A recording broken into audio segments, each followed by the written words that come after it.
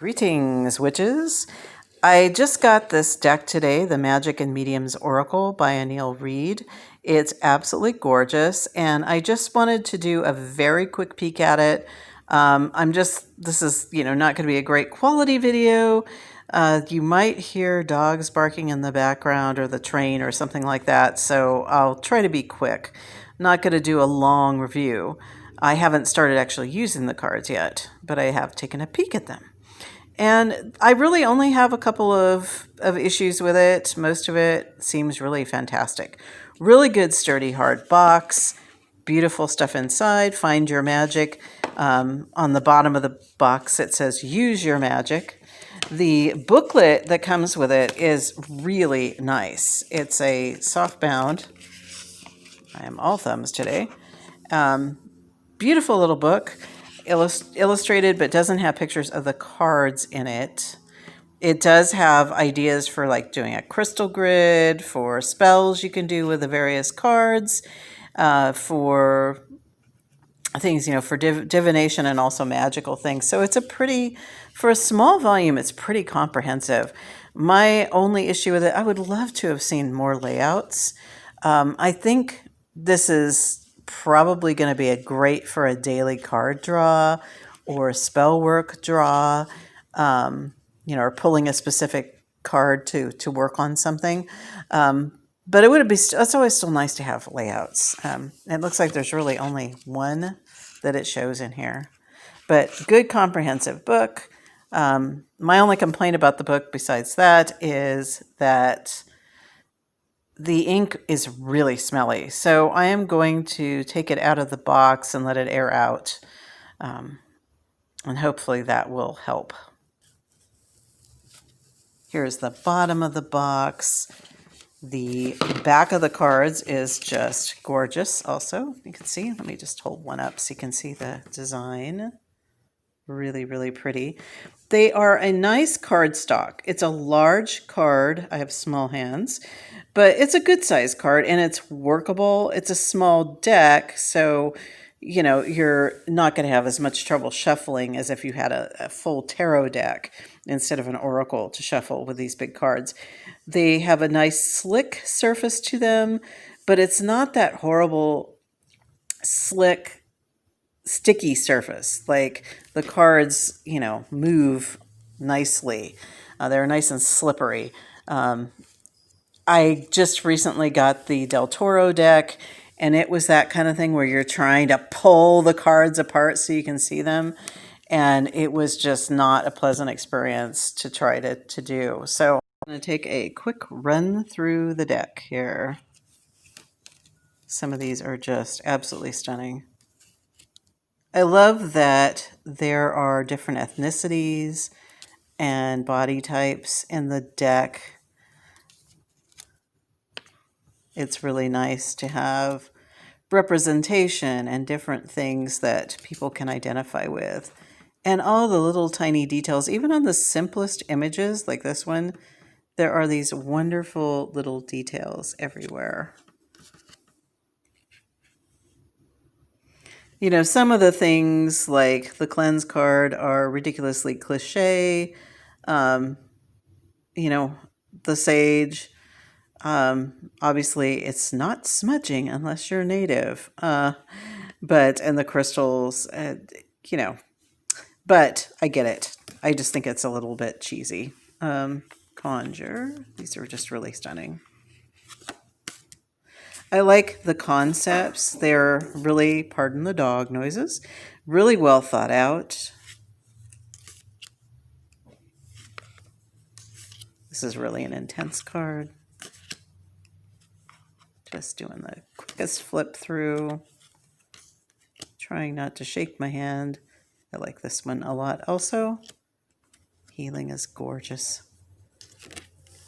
But the concepts really apply themselves well to meditation, to thought, to, again, even though the images seem very simple, there's a lot of layers to them. So you can really kind of spend time with the cards, I think, and get some information on a deeper level.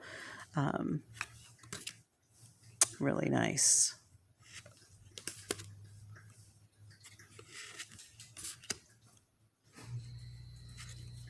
Oops, am I good? Nope, they're not sticking together.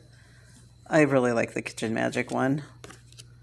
The knowledge is interesting. It's kind of costumey Egyptian, but I don't think it's too terrible. Um, really, really cool card.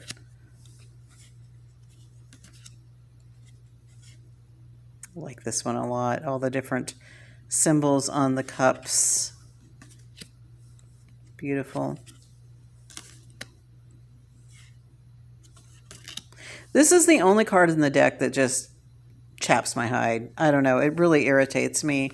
It really feels like the classic cultural appropriation of native culture with the little like dream catcher type feather headdress and the even the native style. It kind of looks Art Deco, but at the same time it's sort of like a native style beaded earring.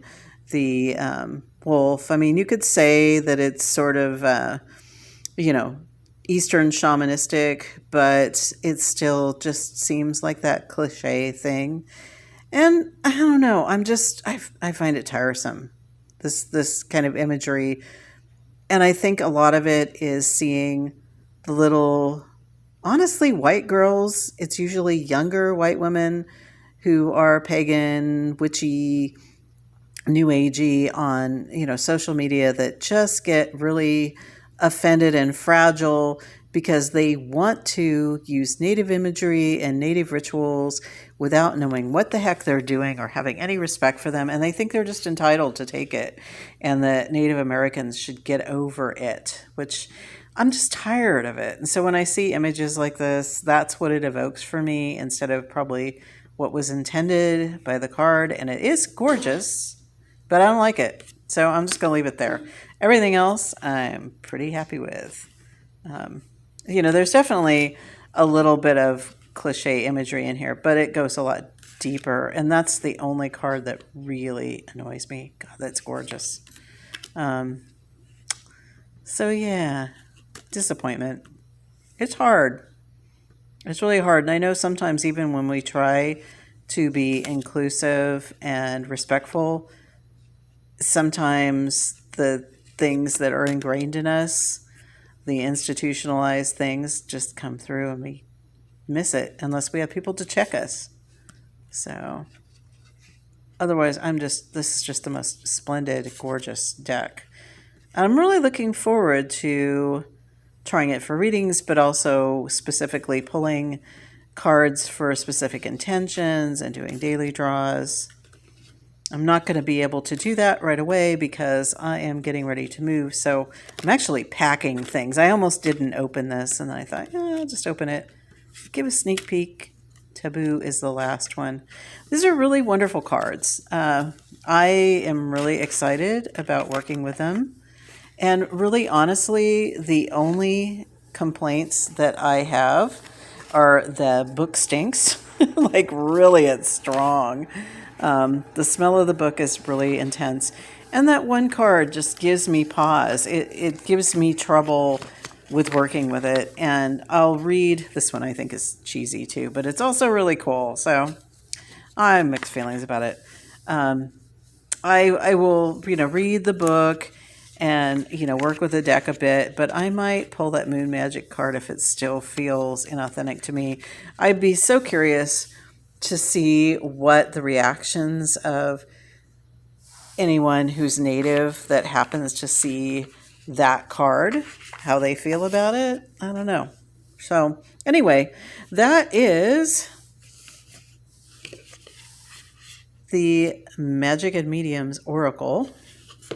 And I am looking forward to playing with it a little bit more and using it regularly. And I'll keep you posted on what I think about it as I do. But for now, it's going to have to go to bed for a little while until it gets used in its new home again. I love this sturdy box. And that's all I have to say for today. Best wishes, and you might want to check this out.